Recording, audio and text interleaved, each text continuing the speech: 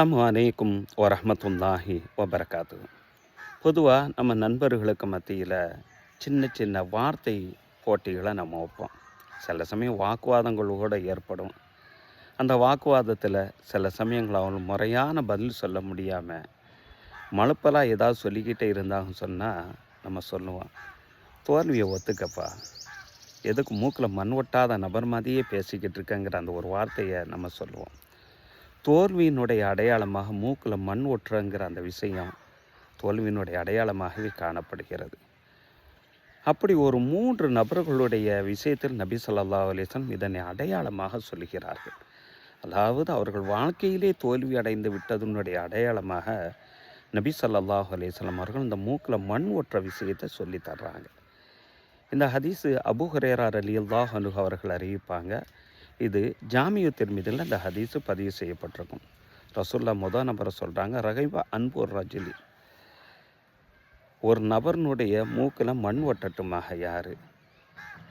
யாருக்கு முன்னால் ரசூலுல்லாஹ்வே நினைவு கூறப்பட்டு ரசூலுல்லாஹ்வுடைய பெயர் சொல்லப்பட்டு ரசூல் ஸல்லல்லாஹு அலைஹி வஸல்லம் அவர்கள் விஷயமாக பேசப்பட்டும் ஃபலம் யுஸல்லி அலைஹி ஸல்லல்லாஹு அலைஹி வஸல்லம் என்று யார் பதில் ஸலவாத்து சொல்லவில்லையோ அவருடைய மூக்கில் மண் ஒட்டட்டுமாக, அதாவது அவர் தோல்வி அடையட்டுமாக என்று நபி ஸல்லல்லாஹு அலைஹி வஸல்லம் அவர்கள் பிரார்த்தனை செய்கிறார்கள்.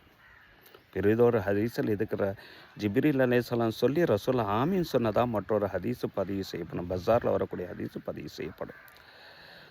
அடுத்ததாக நபி ஸல்லல்லாஹு அலைஹி வஸல்லம் சொல்கிறாங்க, உங்களில் ஒரு நபருக்கு ரமலான் வந்து அந்த ரமலானுடைய மாதத்தில் அவர் பாவம் மன்னிப்பு பெறாமலே அந்த ரமலான் அவரை விட்டு கழிகிறது என்று சொன்னால் அவரும் அவருடைய மூக்கில் மண் ஒட்டட்டுமாக, அவரும் தோல்வி அடையட்டுமாக, அவர் நஷ்டம் அடையட்டுமாக என்று நபி ஸல்லல்லாஹு அலைஹி வஸல்லம் அவர்கள் இந்த இடத்துல பிரார்த்தனை செய்கிறார்கள்.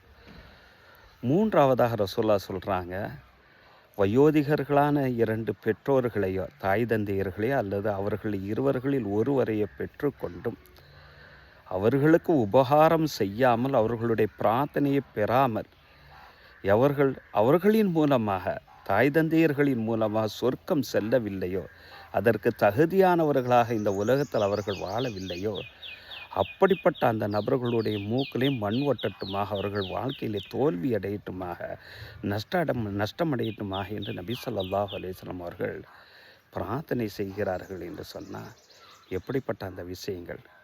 ரமலானுடைய மாதத்தில் நம்ம இருக்கிறோம்.